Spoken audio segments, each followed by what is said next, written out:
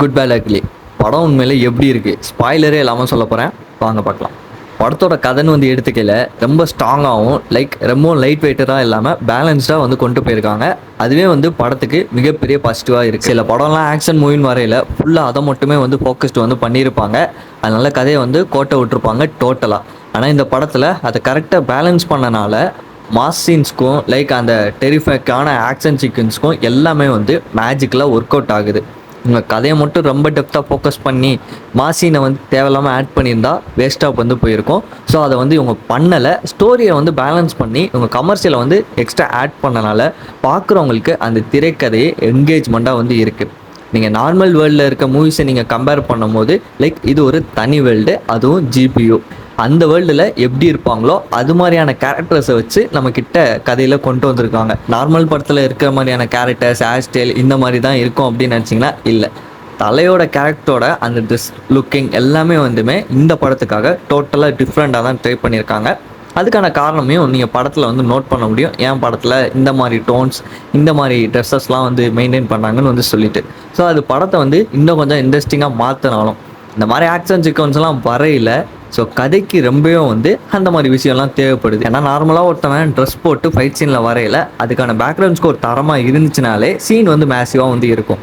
ஆனால் இந்த மாதிரி வித்தியாசமான ட்ரெஸ்ஸு, வித்தியாசமான கன்னு, வித்தியாசமான அந்த ஆங்க்லோ இந்த மாதிரிலாம் யூஸ் பண்ணி ஃபைட் சீன்ஸ்லாம் வந்து யூஸ் பண்ணையில் பார்க்குற ஆடியன்ஸை இந்த வேர்ல்டே வித்தியாசமாக இருக்குல்ல, அது மாசாகவும் இருக்குல்ல அப்படின்னு சொல்லிட்டு நம்மளை நல்லா என்டர்டெயின்மெண்ட்டும் வந்து பண்ணிகிட்டே வந்திருக்கு. சொல்லப்போனால் அஜித் சாரோட ஃபேன்ஸ்க்கான படம்னே இது சொல்லிடலாம். இருந்தாலும் எல்லா ஆடியன்ஸை கவர் பண்ணால் தானே நல்லா இருக்கும். விஜய் சாரோட ஃபேன்ஸ்க்கே வந்து சில ட்ரீட் மூமெண்ட் வந்து வச்சுருக்காங்க. அதை தாண்டி இந்த கதையில் அஜித் சார் வந்து ஓகே சொன்னதான மெயின் ரீசன் ஏன்னா சில வருஷமாக அஜித் சார் வந்து அவரோட ஃபேன்ஸ்க்காக எதுவும் பண்ணலை. அண்ட் அவரோட அந்த நெகட்டிவ் சைட்ஸ் வந்து பார்க்கணுன்னு சில பேர் ஆசைப்பட்டிருப்பாங்க. அவரோட ஃபேன்ஸ்க்கு ட்ரீட்டாக நிறைய சீன்ஸ் வந்து படத்தில் இருக்குது. சேம் டைம் இந்த ஸ்டோரிக்கான பொட்டன்ஷியலுமே பேலன்ஸ்டாக இருக்குது. அதுவும் மட்டும் இல்லை, அஜித் சாரோட ஆக்டிங்கே இந்த படத்தில் வேறு லெவலில் வந்து இருக்குது. எல்லாமே வந்து படத்தை நல்லாவே வந்து மாற்றுது. அதுக்காக படத்தில் நெகட்டிவே இல்லையா அப்படின்னு வந்து கேட்டிங்கன்னா சில பேருக்கு வந்து சவுண்ட் எஃபெக்டை கொஞ்சம் அதிகமாக யூஸ் பண்ணியிருக்க மாதிரி இருந்திருக்கும். இதுக்கான காரணம் ஜிவி பிரகாஷ் சார் வந்து இதுக்கு முன்னாடி மார்க் ஆண்டன்லேயே அந்த சாங்ஸை வந்து மெயின்டைன் பண்ணியிருப்பார். ஒரு சில பேருக்கு அந்த ஃப்ளேவர் வந்து பிடிக்காம போயிருக்கலாம். பட் எனக்கு பிடிச்சிருந்துச்சு. எப்படி மார்க் ஆண்டனில் அந்த ஒரு சவுண்ட் வைப் வந்து மெயின்டைன் பண்ணாங்களோ கிட்டத்தட்ட அதே மாதிரியான சவுண்டை வந்து இங்கே வந்து மெயின்டைன் பண்ணுறது படத்துக்கு ரொம்பவே ப்ளஸ்ஸாக வந்து இருக்குது. நீங்கள் இதுக்கு முன்னாடி இருக்கிற ஆதிக் ரவிச்சந்திரன் சாரோட படத்தில் இருந்து முக்கியமாக மார்க் ஆண்டனியில் இருந்து 75% ஆஃப் அவரோட டைரக்ஷனோட இன்டெலிஜென்ஸை எடுத்துக்கங்க. ப்ளஸ் அவரோட பழைய படத்தில் முன்னாடி ஒரு சில விஷயத்த தப்பு பண்ணியிருந்தால அதில் ஒரு சில விஷயத்தையும் எடுத்துருந்துருக்காரு. எல்லாத்தையும் சேர்த்து இந்த படத்தில் பர்ஃபெக்டாக வந்து கொடுத்துருக்காரு. ஏன்னா அவரோட டைரக்ஷனே இந்த படத்தை கொஞ்சம் என்கேஜிங்காக வந்து மாற்றுது. முக்கியமாக படத்தோட ஸ்க்ரீன் ப்ளே பற்றி சொல்லியே ஆகணும். படத்தை நல்லாவே வந்து பூஸ்டப்பாக வந்து கொண்டு போகுது. சில படத்தோட ஸ்க்ரீன் ப்ளே வந்து கேவலமாக வந்து இருக்கும். படத்தில் என்னதான் வந்து வெயிட்டேஜான ஸ்டோரி இருந்தாலும் அதோட குவாலிட்டிக்காக செலவு பண்ண பட்ஜெட்டை ஸ்க்ரீனில் பார்த்தாலும் திரைக்கதை இல்லாமல் நிறைய படம் வந்து தோற்று போயிருக்கு. ரீசெண்டாக ஒரு சில மூவிஸை அதை தான் வந்து சொல்லி அடித்து தூக்கி விட்டாங்க. ஆனால் இந்த படத்தில் ஸ்க்ரீன் ப்ளே உண்மையிலே ஒர்த்தியாக வந்து இருக்குது. லாகிங்கிறது உங்களுக்கு தெரியவே தெரியாது. ஏன்னா படம் ஒரு ஸ்பீடை வந்து மெயின்டைன் பண்ணிகிட்டே வந்து இருக்குது. ஸோ ஸ்க்ரீன் ப்ளே வந்து அஜித் சாரோட ஃபேன்ஸ்க்காக இருக்கட்டும், நியூட்ரல் ஃபேன்ஸாக இருக்கட்டும், எல்லாத்துக்குமே சேர்த்த மாதிரி அமைஞ்சனால பார்க்குறவங்களுக்கு நல்லா இருக்குன்னு சொல்லிட்டு ஒரு ஃபீலை வந்து கொடுக்குது.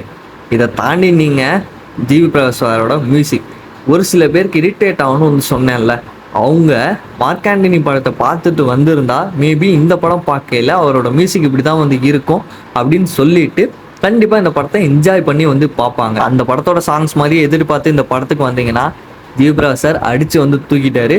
குறையே இல்லைன்னா வந்து சொல்ல முடியும். ஏன்னா ஒரு சில சீன்ஸ்லாம் நீங்கள் யூஸ் பண்ணியிருக்க அந்த பிஜிஎம் ஒர்க்காக இருக்கட்டும், சவுண்ட் எஃபெக்டாக இருக்கட்டும், பார்க்கும்போது எப்பா வேறு லெவலில் பண்ணியிருக்காருல அப்படிங்கிற மாதிரி சவுண்ட் எஃபெக்ட்லேயும் நிறையா ஒர்க் பண்ணியிருக்காங்க. நீங்கள் படம் பார்த்தாலே வந்து தெரியும். சில சீன்ஸ்லாம் பிளாஸ்டெல்லாம் ஆகும். கிட்டத்தட்ட அந்த அக்யூரேட் சவுண்டை வந்து கொடுக்க ட்ரை பண்ணியிருக்காங்க. அண்ட் ரெஃபரன்ஸ் அஜித் சாரோட பழைய மூவியில் இருக்க ரெஃபரன்ஸை வேணும்னே வந்து வைக்காமல் கரெக்ட் டைமிங்கில் வந்து யூஸ் பண்ணி இந்த படத்தில் யூஸ் பண்ணது மிகப்பெரிய பாசிட்டிவ் பாயிண்ட். ஏன்னா சில பேர் வந்து ரெஃபரன்ஸை வச்சிடுறேன் அப்படின்னு சொல்லிட்டு பேருக்கு வச்சு யூஸ் பண்ணி சீன்ஸை மொக்க பண்ணுவாங்க. ஆனால் அந்த மாதிரியெல்லாம் பண்ணாமல் ஆதிக் சார் வந்து கரெக்டான பிளேஸ்மெண்ட்டில் ரெஃபரன்ஸ் சீனை வச்சுருக்காரு. ஸோ படம் முழுக்க ரெஃபரன்ஸாக வந்து வரப்போகுதுன்னு சொல்லிட்டு டேலர் பார்த்துட்டு நிறைய பேர் வந்து கமெண்ட் அடிச்சுட்டு இருந்தாங்க. சில பேர் வந்து ட்ரெண்டிங்காக வந்து பண்ண போகிறேன், ட்ரெண்டிங்காக இருக்கிற கிளிப்ஸை இருக்க வாய்ஸஸை அஜித் சாரை வச்சு திரும்பி ரீமேக் பேச வச்சு ட்ரெய்லரை வந்து ஓட்டி வச்சுருக்காங்க. படம் முழுக்க இப்படி தான் இருக்க போதுன்னே சொல்லிட்டாங்க. நல்லா இல்லைன்னு நிறைய நெகட்டிவ் ரிவ்யூஸ் வந்தாலும் அதெல்லாம் நோஸ் கட் பண்ணுற மாதிரி படம் வந்து இருக்குது. ஏன்னா ஒரு சில படத்தோட ட்ரெய்லரை பார்க்கும்போது அப்படியே ஃபேர் காப்பி அடித்த மாதிரி இருக்கும். படத்தில் என்னெல்லாம் இருக்கோ அது எல்லாத்தையும் வந்து ட்ரெய்லர்லேயே வந்து சொல்லுவாங்க. ஆனால் அந்த மாதிரி விஷயத்த இந்த படத்தில் வந்து அவங்க ட்ரெய்லரில் ஒரு சில விஷயத்த சொல்லலை. அதனால படம் பார்க்கும்போது சர்ப்ரைஸாகவும் வந்து இருக்குது. அதே சமயம் இந்த வேர்ல்டு இப்படி தான் இருக்குன்னு தெரிஞ்சு போகிறவங்களுக்கு கண்டிப்பாக இந்த படம் ஃபேவரட் மூவியாக வந்து மாறும். முக்கியமாக படத்தில் ஆக்ஷன் சீக்வன்ஸை பற்றி பேசி ஆகணும். எப்படி அது பேசாமல் இருக்க முடியாது. அதுவும் இந்த படத்தில் எல்லா சீனுமே வந்து லிட்ரலி ஒர்த்தியாக வந்து இருக்குது. சினிமாட்டோகிராஃபைஸும் அவங்க ஆக்ஷன் சீன்ஸை காட்டுறதா இருக்கட்டும், அண்ட் சண்டை போடுற ஃபைட் சீன்ஸில் இருக்கிற கேமரா ஆங்கிள்ஸாக இருக்கட்டும், எல்லாமே இந்த படத்தை வந்து எங்கேஜ் தான் வந்து பண்ணுது. லேகே வந்து ஃபீல் ஆகலை. ஏன்னா ஒரு சில ஃபைட் சீன்ஸ்லாம் வரையில ஒரு சில படத்தில் சொல்கிறேன் கேவலமாக வந்து இருக்கும். ஆனால் இந்த படத்தில் அதை பர்ஃபெக்டாக ஹேண்டில் பண்ணியிருக்காங்க. சும்மா கத்த விடணும், 10 பேரை அடித்து பறக்க விட்டுக்கிட்டே இருக்கணும் அப்படிங்கிற மாதிரி சில சீன்ஸ் உங்களை ஃபீல் பண்ண வைக்காமல் அதுக்கு கரெக்டான ஒரு ஸ்க்ரீன் பிளே காமிச்சனால எல்லா இடத்துலையும் ஒர்க் அவுட் ஆகுது. அதுவும் ட்ரெய்லரில் காமிச்ச அந்த காரை வச்சு ஒரு சம்பவம் பண்ணியிருப்பாங்க. சான்சஸே வந்து இல்லை. கேமரா ஆங்கிள்ஸ் அங்கே பயங்கரமாக வந்து இருக்குது. உங்களுக்கு அந்த கார் ரொம்ப ஃபேவரட்டாக இருக்கும். ஏன்னா அந்த அளவுக்கு வந்து அஜித் சார் வந்து அந்த காரை வச்சு ஒரு சில மாசான விஷயம் வந்து பண்ணியிருக்காரு. அதுக்குன்னு படம் முழுக்க ஃபுல்லாக ஹைப் ஏற்றிட்டு போய் நீங்கள் பார்க்காம நார்மலாக மார்க் ஆண்டனி படத்தை எப்படி போய் பார்த்தீங்கன்னா கண்டிப்பாக அந்த காமெடி சீன்ஸ்லாம் இருக்குது. ஒர்க் அவுட் வந்து ஆகும், உங்களை என்டர்டெயின்மெண்ட் பண்ணி விட்டுரும். ஸோ ஓவர் ஹைப் வந்து ஒரு சில நேரம் உங்களுக்கு பர்சனலாக சில பேருக்கு வந்து ஒர்க் அவுட் ஆகாமல் போகலாம். அதனால தான் நான் அப்படிங்கிறத வந்து சொல்கிறேன். மற்றபடி இந்த மாதிரி டோனில் இருக்கிற இந்த மாதிரி ஆக்ஷன் சீக்வன்ஸ் படம் பார்க்குறவங்க அண்ட் படத்தில் பேட் வேர்ட்ஸும் வந்து இருக்குது. சில தேட்டரில் வந்து மீட் பண்ணிட்டாங்கன்னு வந்து கேள்விப்பட்டேன்.